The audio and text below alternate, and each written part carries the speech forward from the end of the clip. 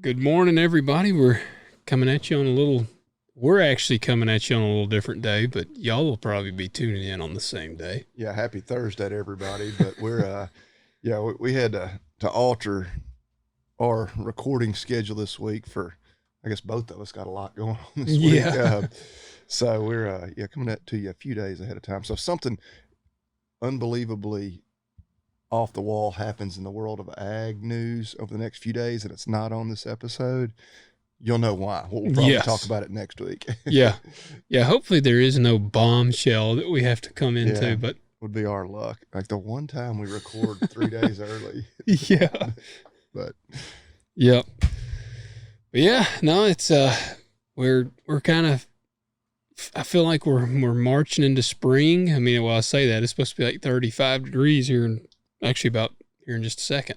But I do feel like it. We planted some of our garden stuff the other day, so I'm yeah, kind I of saw you do that, and that kind of reminded me. I was like, "Dadgummit," because I love the cool season, the broccoli and Brussels sprouts. And I see. Have you grown Brussels sprouts before? one time they didn't do very well. Okay, I've never tried them, but we planted I've had some. them do okay, but I love my kids actually.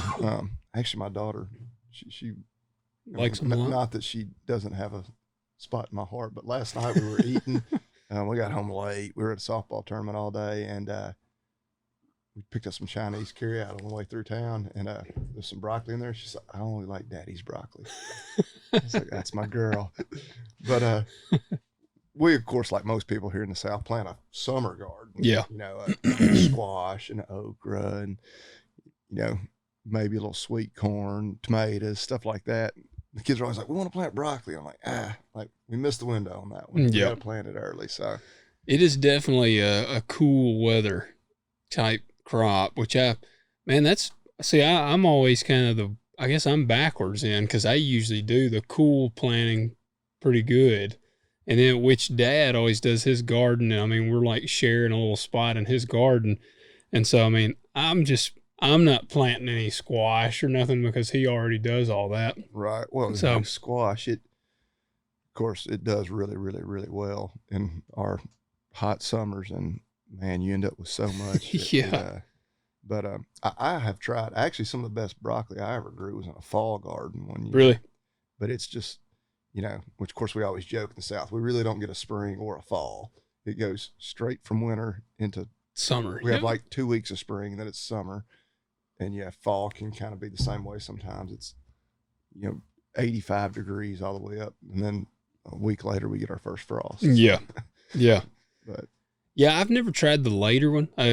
I've heard of some people that do. I always say that I'm going to, which we did something too this year that I've like tried this one time, and I had bought some of the little like potatoes to plant, and didn't do very well with them. And so the other day we had bought a bag of potatoes, and I'd used them for something, and we still had them, and they had started to sprout. Like yeah, the little shoots had started to come off of them. My wife was like, "You need to throw these out," and I said, "Because they were in a good planning mode because they weren't rotten, but they had started to oh grow." yeah, And we all have those. yeah, and I said, well, "Heck, let's try to plant them." And so they may not do worth a crap, but we did the garden. We planted lettuce, broccoli, Brussels sprouts, and I just took some of the potatoes because they were the smaller ones, and I just planted the whole thing. Yeah, there So aren't like some exotic variety with like seed technology and stuff that nah, you're violating, are you? I don't know. Not to my knowledge. I didn't As get a crazy as that sounds, it's that yeah. you can't save seed from Oh yeah, like no, that's anything we harvest on the farm. I yeah. don't know. Hopefully nobody shows up and like takes my pickup truck away and everything else that I own I don't because guess of it. you don't have to sign anything at the grocery store That's when what I you was gonna buy say. I never potatoes. saw a contract on like Yeah, saving it. I would say you're good. I'd say you're good. But yeah, no, it's I told her I was like, we'll try it.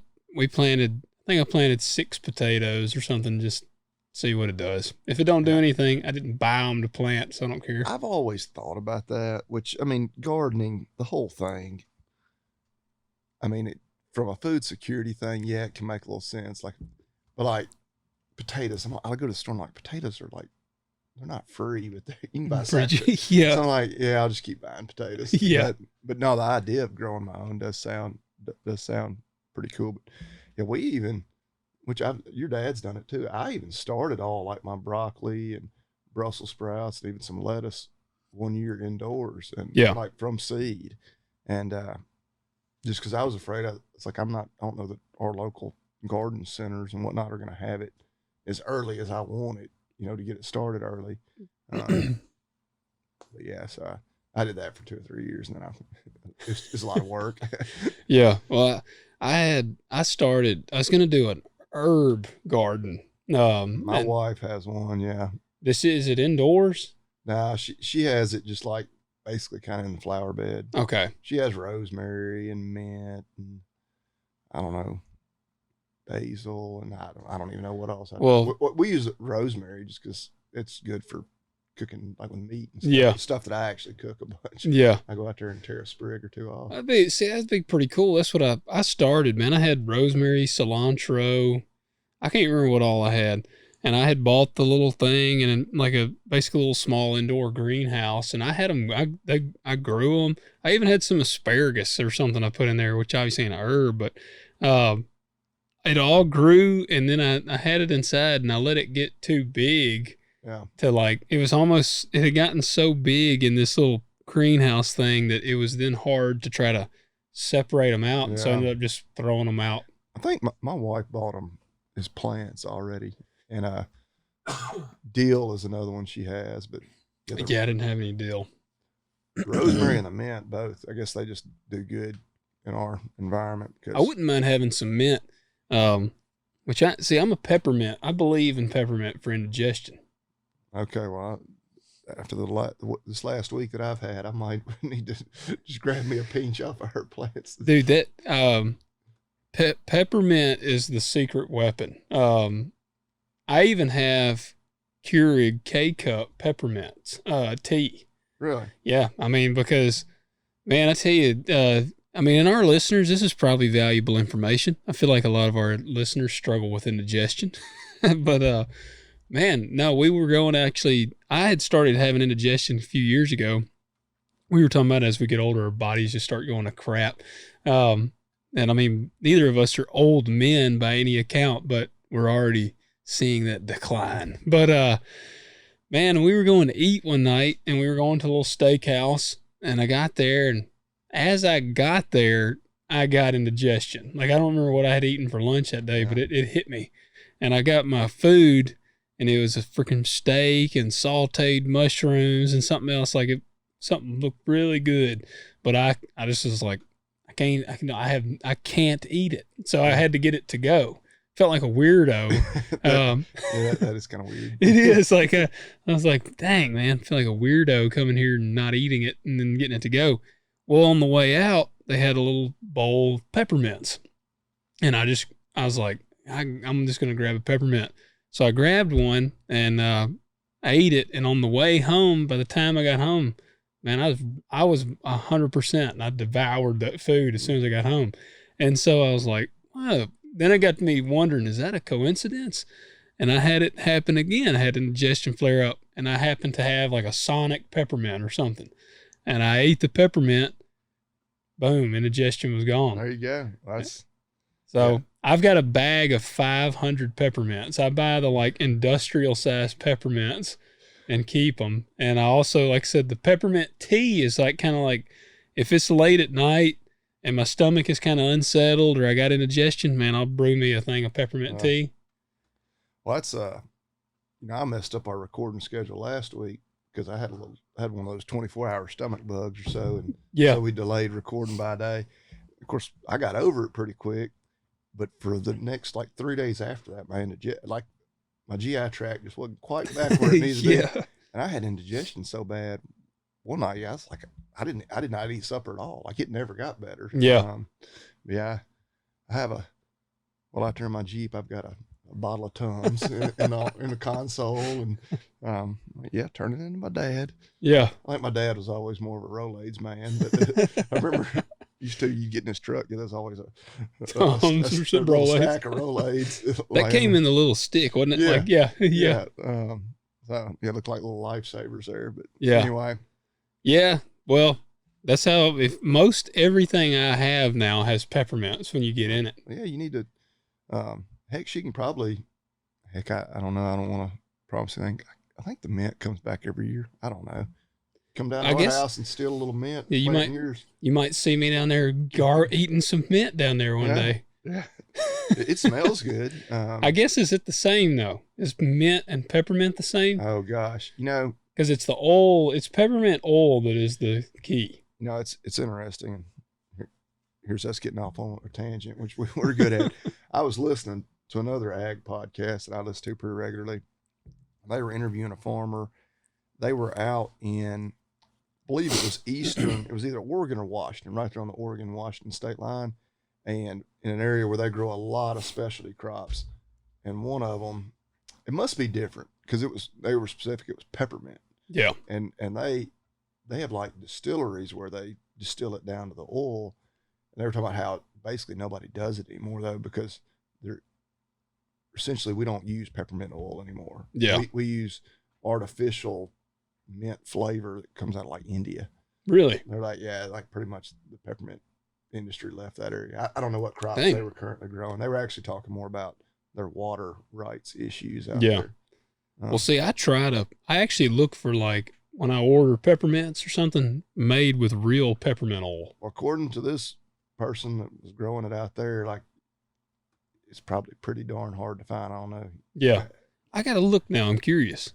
They said, yeah, like real peppermint. Because he said just about everything now, like candies and whatnot, they use just artificial peppermint. Dang, I wonder how you can get the real stuff then. Yeah, I don't know. I don't know, but yeah, he said blame a lot of it on he said we've just gotten where we can't tell the difference, the average consumer from a taste standpoint. Yeah, so, I'm sure it's cheaper. It's like when you go to the grocery store, it's like vanilla. So everything's imitation vanilla. Yeah. Like, well, do we even really know what actual vanilla tastes like? Like it's all imitation. It is, man. That is true. A ton of it is the freaking imitation vanilla. Well, see, I use Brax, but I'm curious now because it says made with real peppermint oil. Okay, you found a premium, top shelf level. Hey, I don't play around when it comes to my peppermints. There you go. So there you go. Somebody that wants to try it out, I encourage guys. Brax, it's BRACH. Where are they made in the USA? We might have our product for today. We might. Let's see here. Well, crap. We may have to circle back to that at the end. Yeah, we'll have to pull a Jen Psaki here and circle back. This is at the brand. It says America's Candy Maker since 1904. Now that one might fit the bill. Might have it. But they're not telling me. But I'll kind of research it. See, I guess on that. Well, while we're talking about like the kind of specialty crops, I told you I got in my seeds for pumpkins. I'm gonna be getting I'm jumping back off into it pretty hard. I used to do pumpkins, and they're insanely labor intensive, and I kind of had fallen off of them. But because of the current times, I ordered 54 different varieties of pumpkins. Yeah, that seems a little excessive. Are you going to plant all 54 varieties? I plan to, yes. Yes, that sounds excessive. I do. How many total acres do you think you'll have? I'm planning probably around 3 or 4 acres. Okay, that was 4 was kind of the number I was. Yeah. And and I'll tell you, like on all these varieties, some of the seeds, it might be 10 seeds. Right. Like, because some of them, like if it's the small pumpkins where they put a bunch of pumpkins out on one vine, I'm only going to plant like a few of those. Yeah. And I'll kind of plant them in an area and kind of and I've been dabbling with the idea of potentially doing 2 pumpkin patches because people are really into the pick your own stuff today. And so I've thought about doing one patch that's going to be kind of my, just for me to pick to sell and like take, if I was going to sell some, maybe to the grocery store or something. And then the other one would be my, hey, you want to go out here and take pictures in the pumpkin patch and pick them and all that stuff. Right. So I may be doing 2 pumpkin patches, but I don't know, man. It really depends on when I get out there and start going. Because the thing about it too, I'll save the seed. Like I won't use all of the seed because we used to freeze it and use it again the next year. But I don't know. I was like, man, I'm never a guy that wants to go lightly. So I was like, I'm just going hard right out the gate. So you kind of answered my next question, but on like the marketing. So of course, having the pumpkin patch, let people come out and pick their own. That's pretty self-explanatory. But then the ones that you're gonna harvest yourself to sell, do you have like garden centers or anywhere already lined up that want to buy some? Or man, it's pretty easy to get rid of them. Yeah, like there's some of those places. I know everybody's seen them. I'll tell you, I'm kind of on the fence here. I used to sell them, myself. I remember, you had big trailer loaded up with them, and you'd sit there on the street corner basically, and sell them right there on Saturday mornings and whatnot. I still wouldn't mind. I'm probably going to do that as well, which if I have it set up where they can come to the pick your own, I'll probably have it set up where they can come and buy them too. The main thing then will be if it falls at a time when I'm able to do it. Right. Yeah. Like and not harvesting. But, so, cause it's going to be an October time frame, but if it's early, so, I mean, I don't know, it'll just really depend, but, man, it's really easy. Like the local grocery store here, they'll buy pumpkins from me. The thing that's got me on the fence here, there's some places around, and I know people have seen them where it's like the little small farm. You can come take your kids, and they'll have like a bouncy house and a little petting zoo, and you can buy your pumpkins. Like how they do that in the fall. Yeah. Well, them dudes are making a gosh dang killing doing that. One, it'll be on a very small size of acres, typically. It might be like a 3-acre tract, and they got this all set up. Yeah. But there'll be the pumpkins will be pretty expensive, and they don't grow them, they're buying them from somebody else. Because I had a guy ask me about it when he found out I grew pumpkins back in the day that does that. He was like, man, I'll buy every pumpkin you grow. He told me, I think he told me he sells like 30,000 pumpkins a year.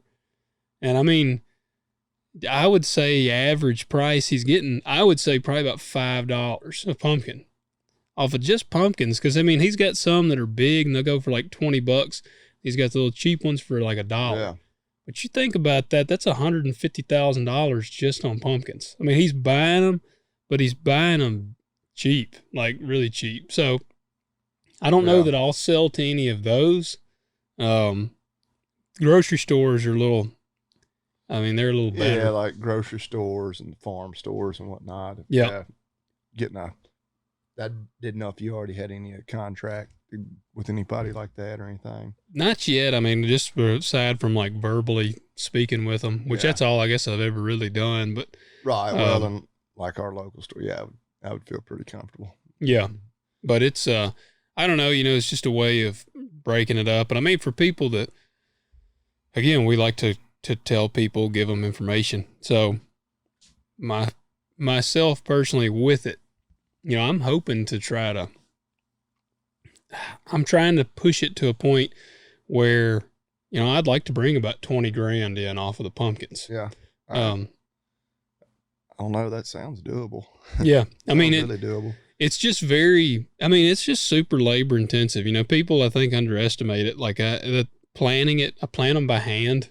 I mean, so like, and of course the harvest and you need your kids to get a little older.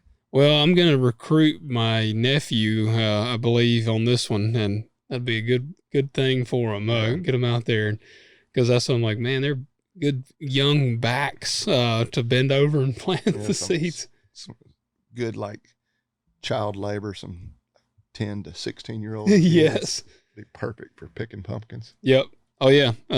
So that's kind of my plan with it. There was one other thing I was gonna say. Oh, and I ordered popcorn. Okay. I'm gonna try that. Yeah. I'm just trying to. I want to kind of diversify a little bit away from all being reliant on the Yeah. commodity market. When I told you, I bought some popcorn direct from a guy, um, just up in Missouri, so not too far from us. But yeah, young guy that's kind of where he got started. Now he does a bunch of bigger, traditional row crops, corn and soybeans, things like that. But he still grows quite a bit of popcorn. Yeah. I think he's gotten even into like big enough that he may even have kind of a processing really? set up. Yeah, because you got to. I mean, you kind of clean it and get it, bag it, and Yeah. everything. But Yeah. good deal. Yeah, I'm going to be building a processing plant this year for it.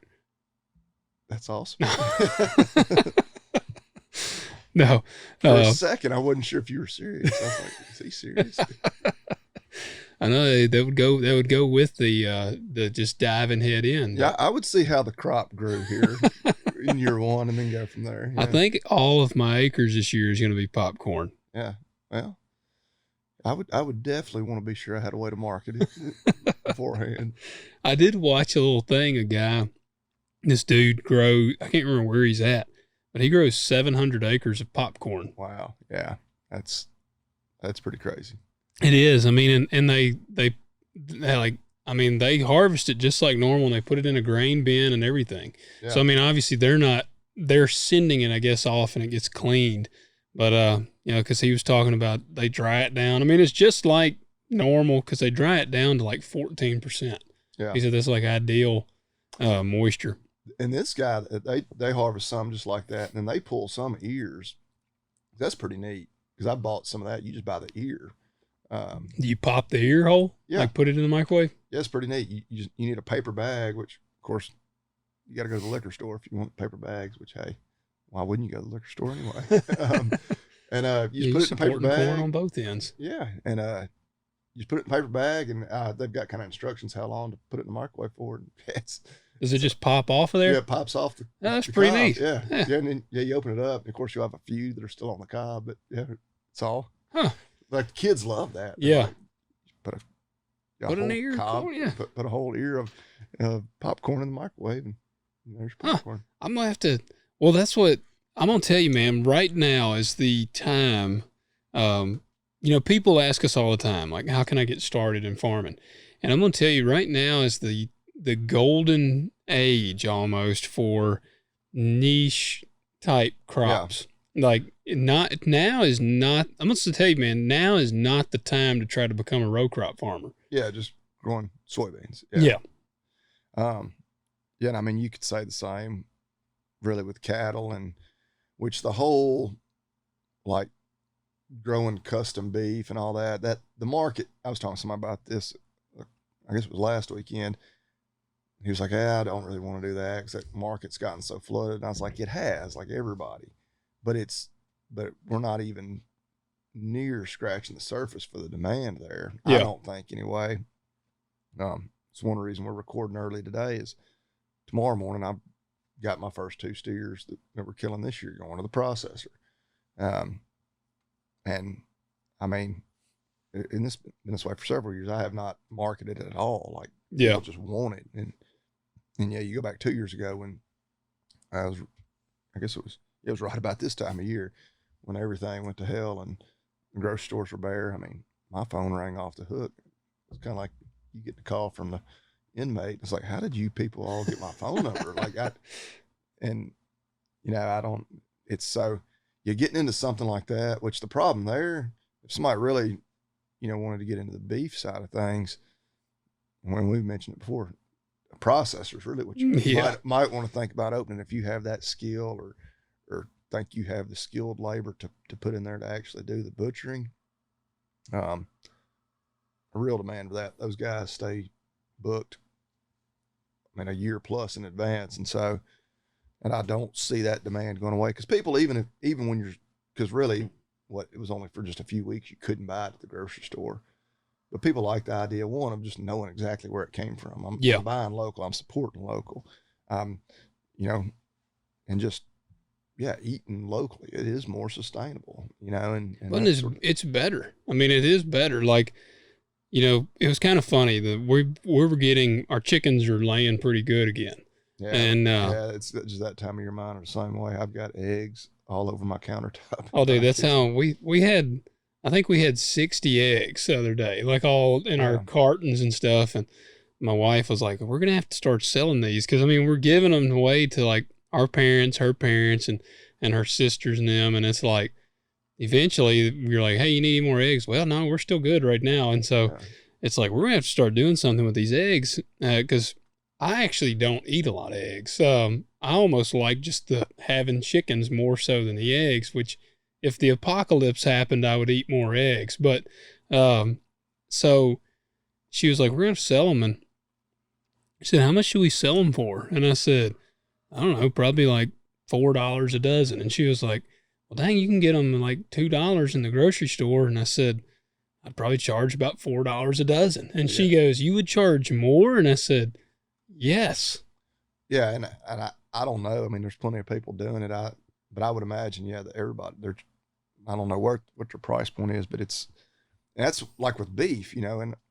Yeah. Well, I told you that time that person was like, I said I needed to start selling the beef direct so that it was too expensive at the store. And I'm like, I don't think you understand. Right. Well, and I've never done like just the absolute math on, I mean, it wouldn't be terribly hard to do because of course, when you get a half of a cow or, half a carcass of beef, not all cuts are created equal. Yeah. But you're getting all of it.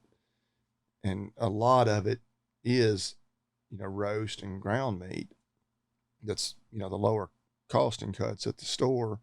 But yeah, you also get those ribeyes that are about $20 a pound or so right now. And it might come out close, but yeah, you're not doing it to be a big money saver. No. You're doing it to go ahead and have your freezer full and not have to worry about it. Like it's so dang convenient. Like we keep ground beef in our refrigerator. Like I think right now I cooked some burgers the other night. Just immediately, as soon as we take a pack out and cook it, I've taken another one out of the freezer and put it in the refrigerator. I need to do that. Because it takes a few days, of course, to thaw, in the refrigerator. Yeah. But, unless I know unless I'm going to eat it ground beef 2 or 3 nights in a row, and sometimes we do, I'll put it in the sink to thaw out. But, I mean, it's right there, you don't have to worry about it, and same goes for steaks or whatever else. But yeah, of course, ground beef, you're so darn versatile. I know good and well I'm gonna eat ground beef sometime in the next 2 or 3 days. Yeah. But yeah, that getting into something like that, a niche crop, a specialty crop. I know a lot of people, honey got to be a big thing, doing things like that. I don't have the first clue. I mean, about honey or anything. I've just seen their little, like the boxes around. But yeah, things like that. But yeah, I've got a couple going tomorrow. Already spoken for, of course, but I mean, it's something to consider because it's a good way of, look, if your end goal or your dream is to maybe get big into cattle or big into row cropping, I mean, start in the niche stuff, and then you get established, you get that line of income and stuff.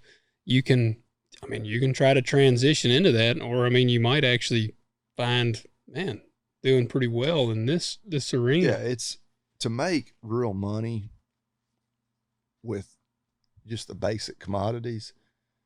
Yeah, everything's on economies of scale. Like you got to go so big, to keep your input cost, spread out. And I mean, not everybody can.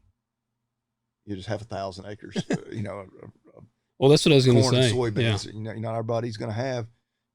I don't have 100 mama cows. Or even 20. That's a big investment. A lot of fencing. A lot of facilities, and so going into a little smaller. If you have just a few acres fenced off, you go to sale barn, buy you 3 or 4 feeder steers and graze them. Well, like the other thing we're doing, we're getting our first load of stocker steers in tomorrow. Do like that, buy them in spring, graze them. That grass runs out in the fall. You got them up, or we like to have them up about 850 pounds or so. And you ain't got to feed no hay in the winter.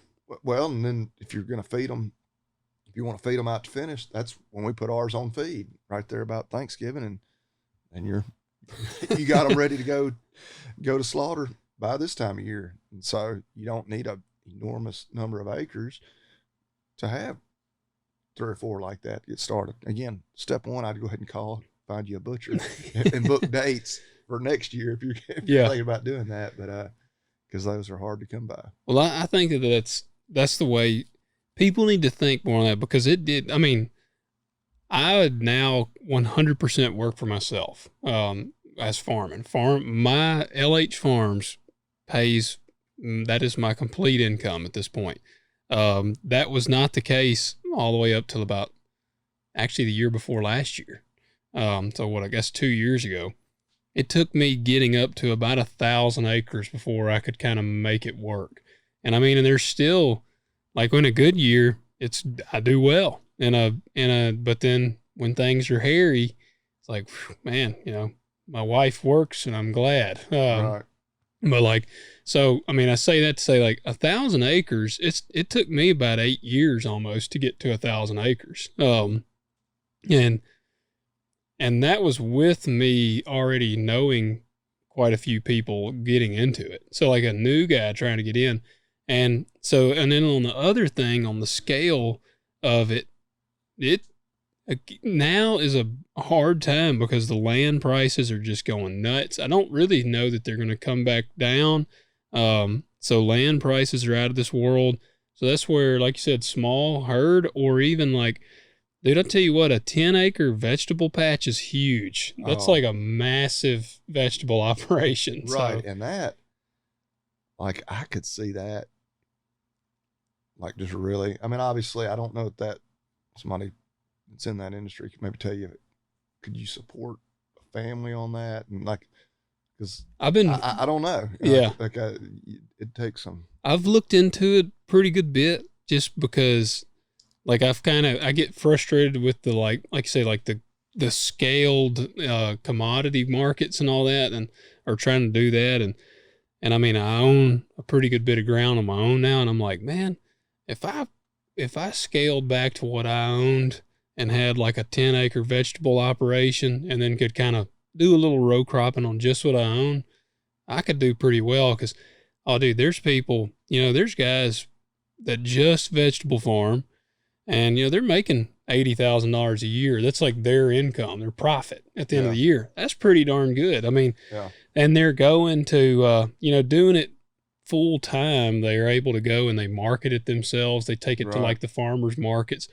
I mean, you want to be able to, you need to be, I would actually say you want to be good with people, because you're going to go talk to people. Because I mean, as a row crop farmer, I mean, yeah, you need to be good marketing and know when to market. Cause I mean, that obviously with as volatile as things are right now, that can make or break you easily. But in that, the marketing just so, the what's the word I'm looking for? Diverse. The different things you can do.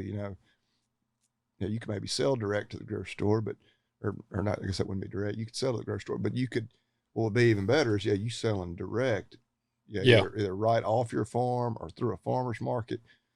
Yeah, you're cutting out the middleman, and I would say that's where. And again, that's a lot more labor intensive. You gotta be there every Saturday morning, or pay somebody to be there. And that's where there's more things to the extra cost that people are not, like, some people might think, well, these guys are just jacking the price up because they're doing it, but again, it is because you're actually wearing way more hats at that point, because you are, where if I were to just grow, let's say I grew my sweet corn and I was going to sell it, I could either take it to market and sell it, or I could just sell it to the grocery store for, it'd be, I don't know, 20 cents an ear or something. All I'm doing is picking it, driving it up there. They're going to unload it, and I'm Yeah. done. But whenever I'm selling it direct, I'm picking it.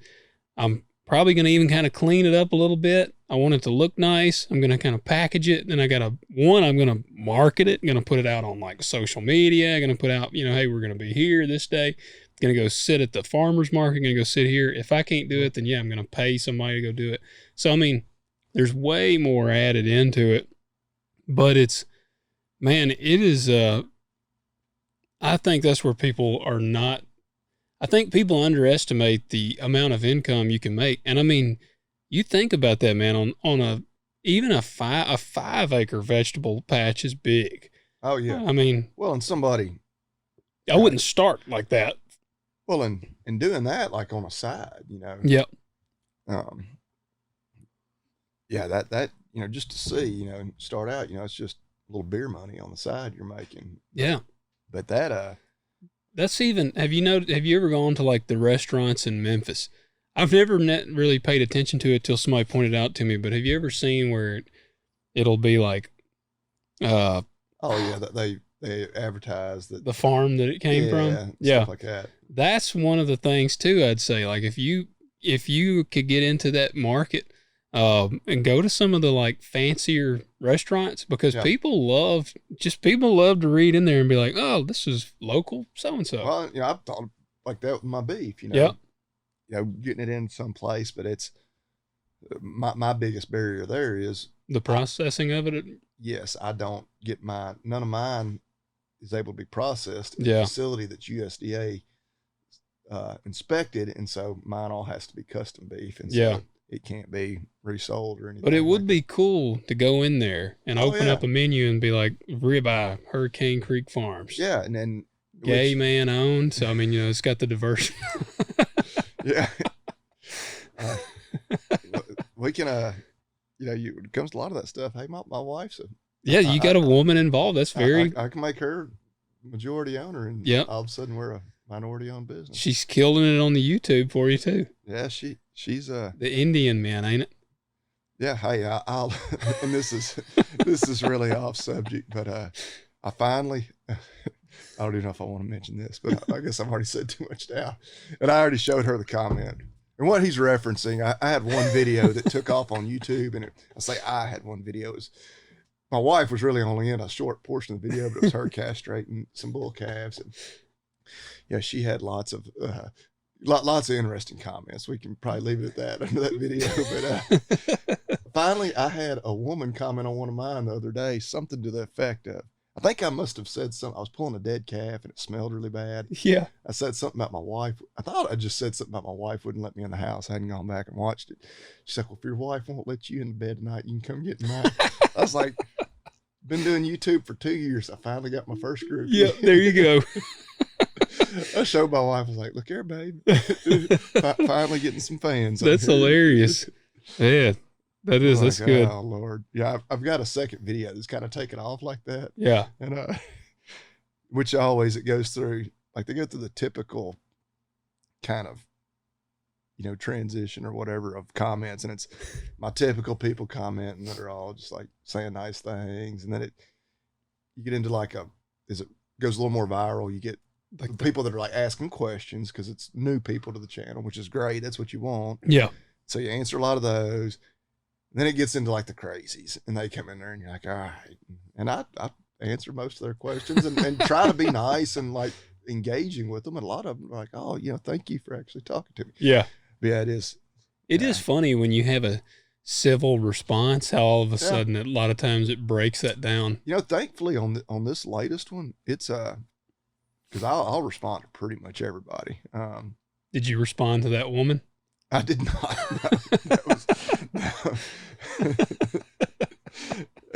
You're right. I don't respond to quite everyone. You just need to respond. Be like, well, I'll keep that in mind. Thanks.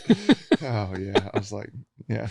They didn't have a picture or anything on me. So like, well, I was actually going to ask, are you sure it's a woman? Yeah. Well, the name, I forget what the name was. I actually screenshot it. It was definitely, I'm assuming their gender, but it was a a female name. Because So that video, I'm not going to mention their name right here, but it was yeah, it might be a local person or something. yeah, yeah, it's a fairly common both first and last name. So there's I'm sure there's hundreds of people out there it could be. But whenever I put up my video, like after I killed that cryptorchid, and I put up that little video kind of showing the meat in the freezer and all this stuff, and you know, it kind of took off a little bit just for me on there, and I had a lot of stuff all over the place with it.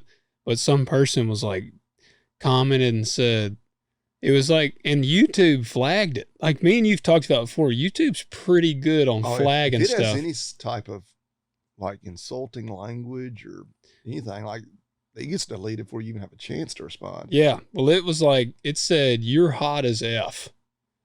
And I was like, well, what a nice comment, but it was a dude. And I was like, oh man, come on. I'll take compliment where I can get one.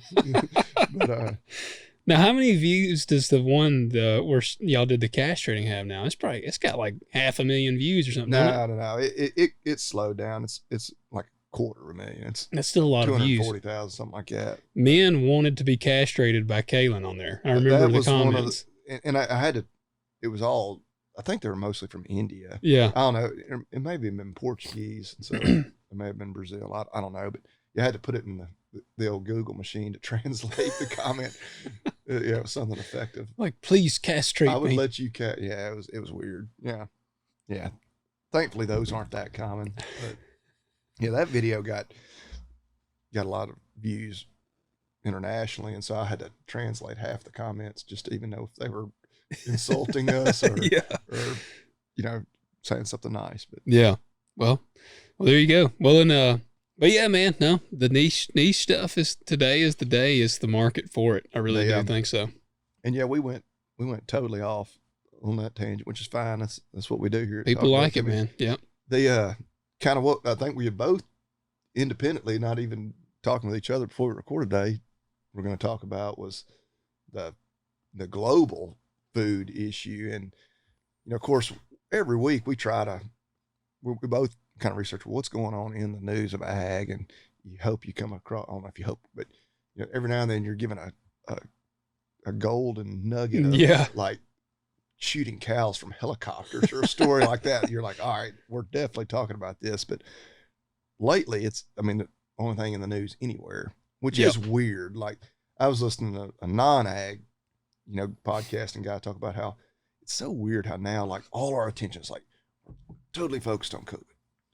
Now we're just going to shift over here. Like we just do these one, and of course right now it's everything going on in Russia and Ukraine, but there is nothing about COVID anymore.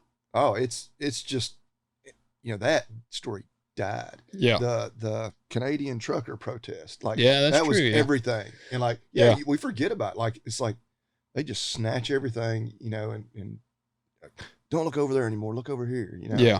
Which immediately the conspiracy theorist to me is like, all right, what are they distracting? What are they hiding? From? Yeah. You know, and, but, there's been a lot of information coming out on that. I guess that's why we both stumbled across the same news. But one particular quote that I found fairly scary, if it is real. But talking about the potential kind of global food shortage. Of course, they quoted that it was at the highest rate it has been in 13 years right now already due to the pandemic. But, okay, and so here was the quote I was looking for. And so, who is the fellow who gave this quote? I'll have to find out.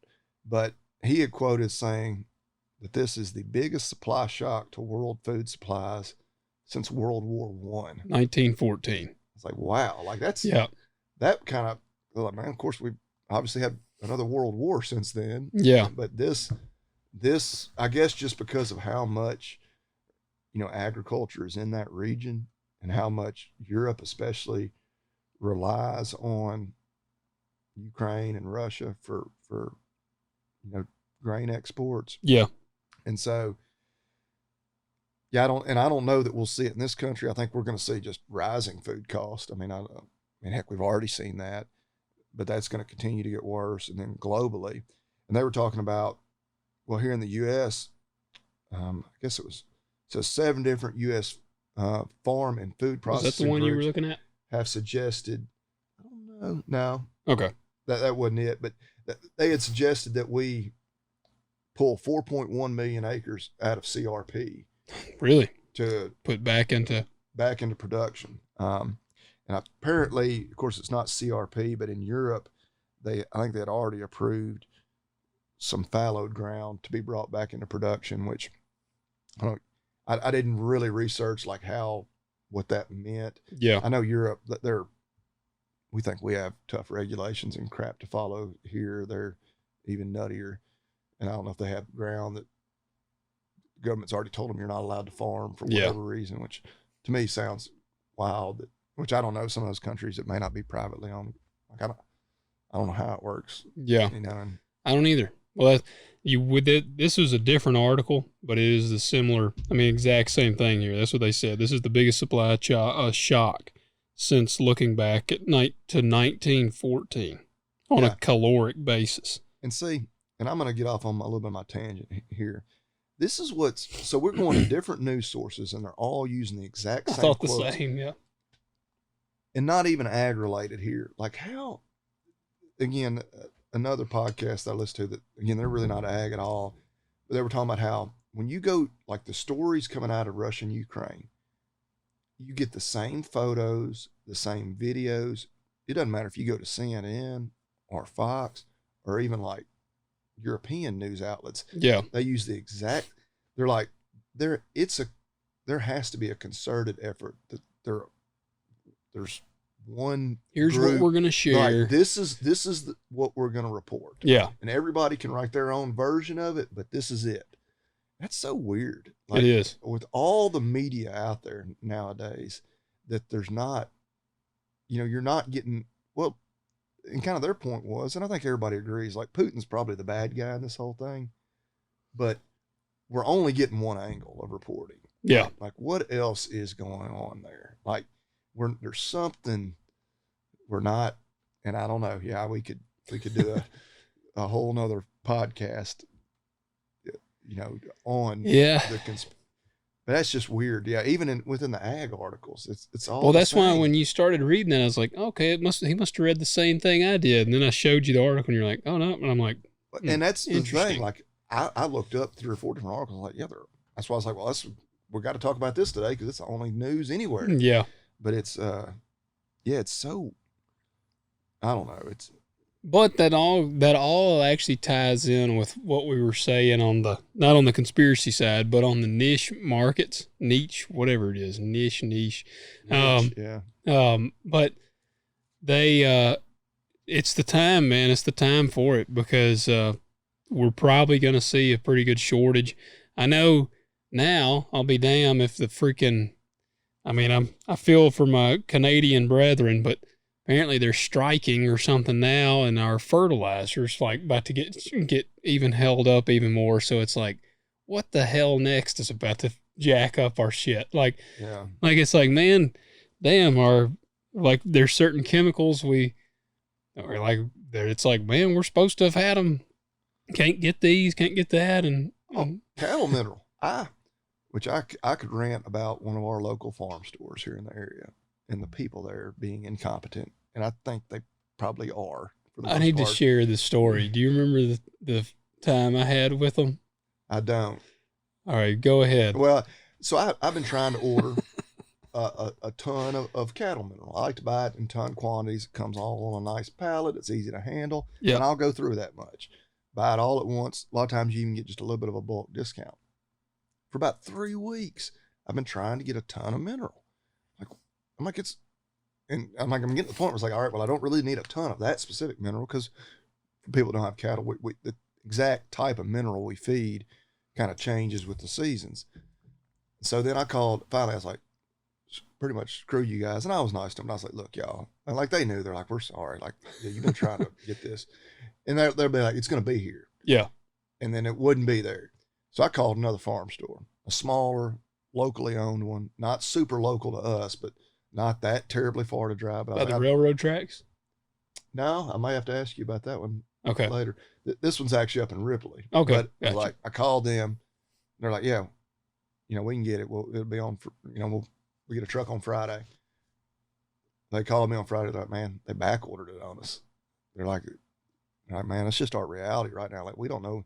So then I kind of took a step back and I was like, okay, so our other store, the bigger chain store, like it might not be all just them being idiots. Yeah. It might actually be that they really can't get it, which they never tell me that. Like at least that guy's like, yeah, it got back ordered. Yeah. They're just like, yeah, it didn't come on the truck. I'm like, oh, well, did I'll just forget to order it? Yeah. Did people just let me know. The warehouse forget to put it on? I mean, what? And so, but yeah, I literally can't get the mineral. Not at least in the quantity I want. That you can usually find a few bags here and there, so I haven't gone without. But, That's why I do miss the one that closed. Oh yeah. Yeah. We had one very much more locally to us that was open that I used to do a bunch of business with as much as I possibly could. And, I do miss it. All right. Well, you've reminded me of a hilarious story. Oh yeah. When you tried to buy the Roundup there. Yes. Yeah. I heard that one. I got to share it with our listeners there. So it's been several years ago. And the problem there is, and I don't hate the people that work there, but they're just like, they have they just don't know. Like they might have a farm background, but like they just hire people.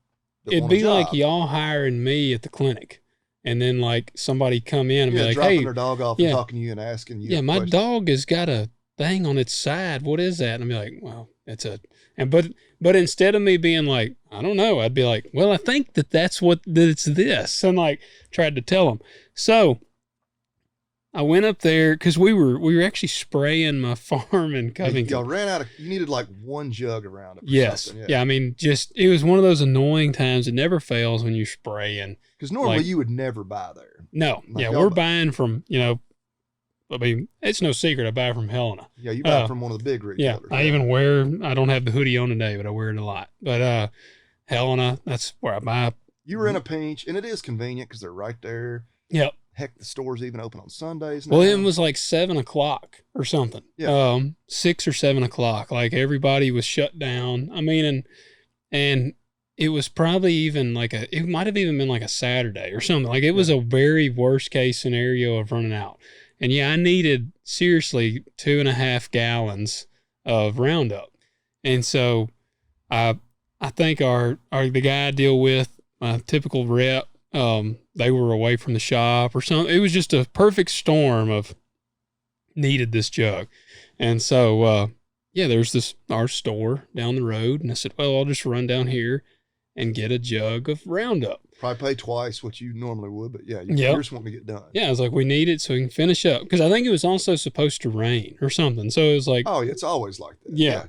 So I ran down here to the store and I said, I need a jug of Roundup. And they said, well, we don't carry Roundup. And I said, well, glyphosate, just a jug of glyphosate. Yeah. And they were like, okay, we got this kind. And so I went, I grabbed like 2 jugs of it just to make sure. Cause I was like, I definitely don't want to run out. And I get back up there and for reference, I was spraying it over the top of corn. Corn was already up. And so I was like, I said, is there anything in this besides glyphosate? And they were like, what do you mean? And I said, is there anything in this? I said, I'm spraying this over the top of corn, so I can't spray it. If it's got an additive in there that I don't know about, I need to know because if it could kill my corn or damage it or something. And they're like, oh, you can't spray this over corn. It'll kill everything. And I said, well, it's Roundup Ready corn. And they said, oh, okay. And they were like, well, they said, hold on.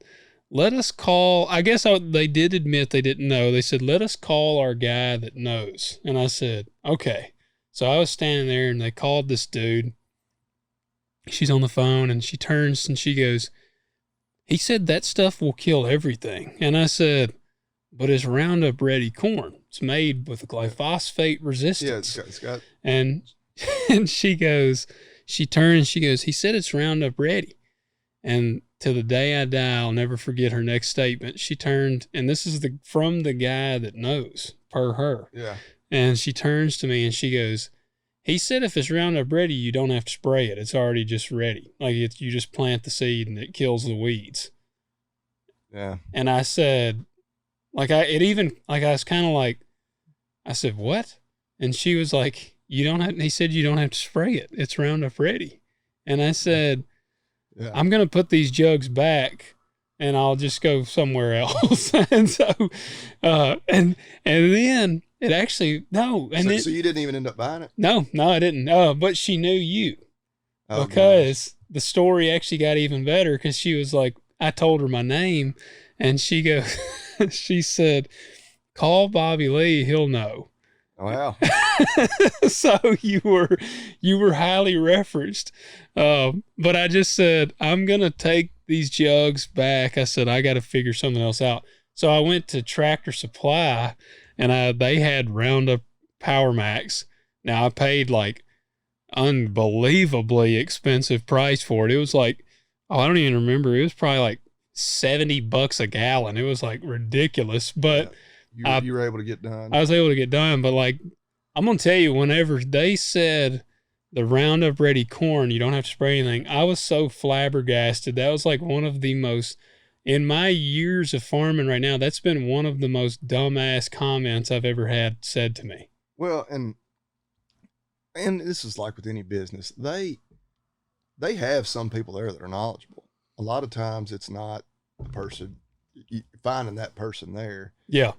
Is difficult sometimes. And at times I have gotten to know some of the people there, but of course, like just the average staff that's like you deal with face to face, typically they have a fair amount of turnover there. Yeah. And so it's, I don't know, that's the frustrating thing. And getting to the person who knows what they're talking about is frustrating. And that's where the smaller locally owned farm stores, the guy you talk with is the guy that owns the place. Yeah. I mean, or the one or two employees that they have, that are always working at the counter.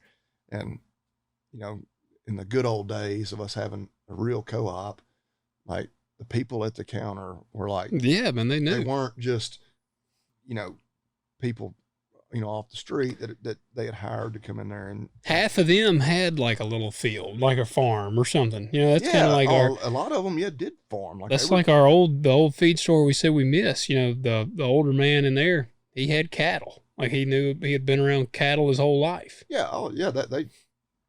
Absolutely. And so it's, I don't know that those days, and talking with them, they got pushed out basically by like the Tractor Supplies and places like that. Cause I would try to buy, like when we were doing a big fencing job, when I bought this last farm, I went to him and I was like, hey, I know you have suppliers. Like, I know you don't keep this much stuff on hand. Can you order? Like, I want to buy it from you. He's like, man, he said, the price that I pay for like steel post, he's like, it's pretty much the price they sell them for. Yeah. Because he's like, yeah, I can buy a truckload. He's like, Tractor Supply, they buy like freaking boatloads of them. Cargo ship full of steel post, or whatever. And then you, of course, distribute them to thousands of stores across the country. And so he's like, yeah, I can't. He pretty much, I was wanting to buy them from him. He was like, no, I'll just go buy them from there. Yeah. Would you appreciate the honesty? Yeah, but I was like, well, damn, like that's not what I want to do, and I don't want to support the corporate store, but I don't know. We better get used to like those stores and stuff like that. Ours again got ruined. You wish you had just the old co-op like we used to have too. It was really a co-op. One of the things that I miss too is like the places where you used to go in and it'd be like the old dudes sitting around drinking coffee, chatting. Like, oh yeah, like that's what I miss about the shop. When Dad was still in business in the shop, like you'd go in there, and at the time I was actually telling somebody yesterday I didn't really appreciate it at the time because one, I was a teenager, and so the older dudes talking, I didn't really care to like sit around and listen to them that much. I mean, I'd listen to them, but I didn't appreciate it like I would now, because almost all of them were World War II veterans. Yeah, and I mean, like, heck, had done some awesome stuff, but so I miss that play, like that style where when you go in there, and even the feed store we're talking about, there'd be times you'd go in it and the people would be sitting in there chatting with them, and they might be talking about their cows or talking about this or that. And so that was why when I talked about the Buckaroo Hatter's place, I appreciated about it so much. I don't know. I went up there and got me one. Oh, did you? Yeah, yeah. I try to support all our U.S. manufacturing, including. Was that hat? Did you have that hat on in one of your videos? Yeah, I've worn it some. Yeah. Okay, because I've watched I have several that I wear every now and then. But yeah, the lighter colored silver belly one. Yeah. Awesome. When did you go up there? It's been a couple weeks ago. Yeah, it was a week or two after you had shared it. Isn't the place cool? Man, it's a cool place. Oh yeah, I'd go back there. Well, one of my kids, was with me that day, and she was wanting everything. I was like, all right. So her birthday's coming up here in a few weeks, and so that's what Levi. He was like, I want a hat. I said, well, I've got him like a cheap one from Stockdale's, like the little Twister brand or something, and I was like, you wear it and show that you want to wear it, then I'll get you a real hat. Yeah. So, but it's like, yeah, I could go hang out up there. Yeah. Oh, and you're right. Like the smell, the leather, and all. Yeah, it is a neat place. It is. Well, we've run up to an hour.